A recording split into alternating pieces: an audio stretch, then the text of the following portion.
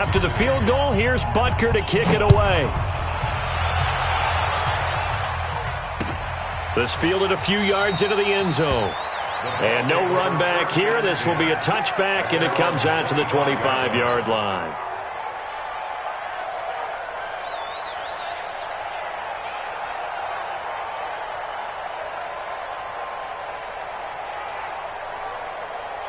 The Tampa offense ready to get their drive started. And they've sort of lost their way, partner. How do they recalibrate and get this proverbial train back on track? Well, this is where leadership really comes into play. How's the head coach handling it? The offensive coordinator? Sometimes they just make a joke. All right, guys, had your fun? All right. Throw it out the window. Yeah, let's get back on track here. And sometimes that'll work just fine. I guess it's time now to lean on that leadership. That's going to go as a loss of 1 on first down. I don't think any of us were surprised that they decided to start this drive on the ground after the last 2 drives ended in interceptions. Unfortunately, though, not a lot going on that first play. Yeah, I think the anticipation was felt also by the defense. That throw by Brady, incomplete. Brandon, at least there's one bright side to that incompletion. What's that? It wasn't an interception. Wow. You're a nice guy. That was kind of savage. But correct. No pick, just incomplete that time. An incomplete pass on that last play, and that means they'll need to come up with something here on third down.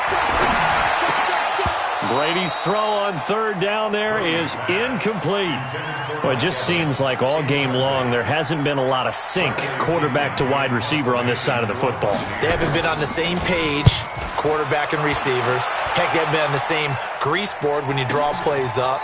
They haven't been on the same Surface tablet that you look at on the sidelines. Nothing's worked for them. They've got to find a way to start matching each other's movements. That's going to go in the books as a 55-yard punt. Well done. And the offense will take over with a new set of downs. The Chiefs offense about set to begin this drive. And this game comfortably in hand. The scoreboard speaks for itself, but you still got your starting quarterback out there. When you go to the backup, let him get some time. And that's one of the great questions in the NFL, Brandon, because I'm just going to tell you, in the 2015 season, I commentated on 3 games in a row that were blowouts. And in none of them did the starting quarterback ever come out of the game for the team that had a big lead. And in each instance, I asked the coaches later on, why didn't you do that? And they all looked at me and said, just don't really do that in the NFL. These guys play, and we just play them all the way through. Now, in certain situations, they will take them out, but for the most part, they're not as worried and concerned about getting them out of the game, and that's always puzzled me a little bit.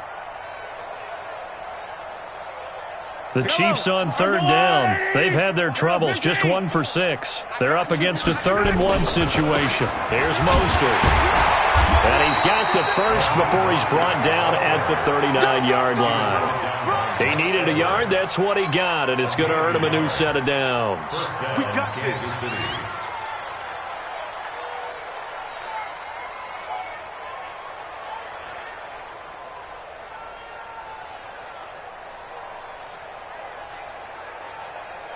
And not totally home free yet, but it's good as they come up 1st and 10. Just 2 minutes remaining here in the 4th quarter of what has been a one-sided affair.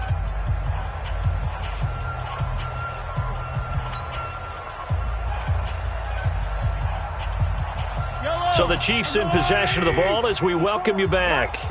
And they have just about put this one on ice as they've got it here 1st and 10. Mostert.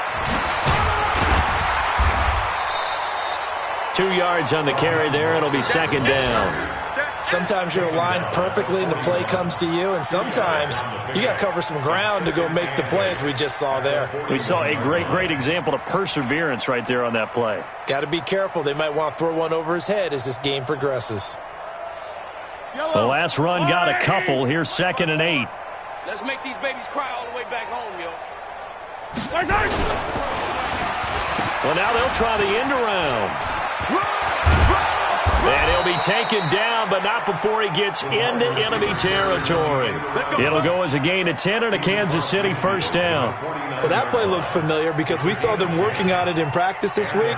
And for a lineman trying to block on this play, they love when they get the defense moving in one direction. And when they try and change directions, it's a lot easier to pick them up and ward them off. All runs on this drive so far. It's 1st and 10. Defense, keep it up, guys. Now Mostert. And he is tackled inside the 40, not quite to the 35. That one good for 12 yards and a Kansas City first.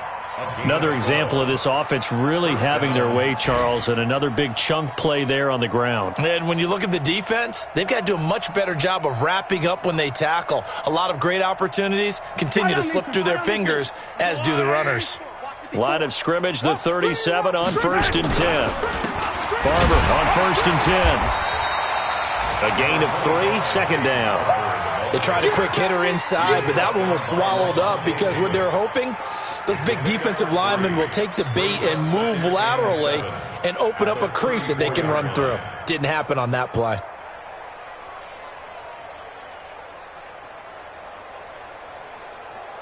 Yellow. 3 yards on that last carry. Here's 2nd and 7. Hey, what's that? Hey, what's the... Hey, 43. 15.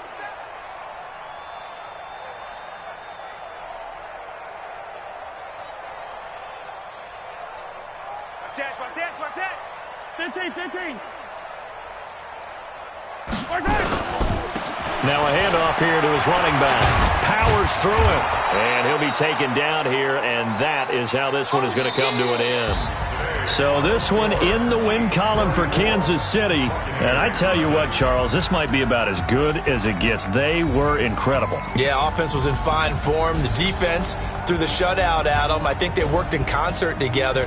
What I like about the offense was they held the ball pretty well. You know, time of possession, exactly what they were looking for in this one. And that helped out their defense. Didn't have to be out there the entire time.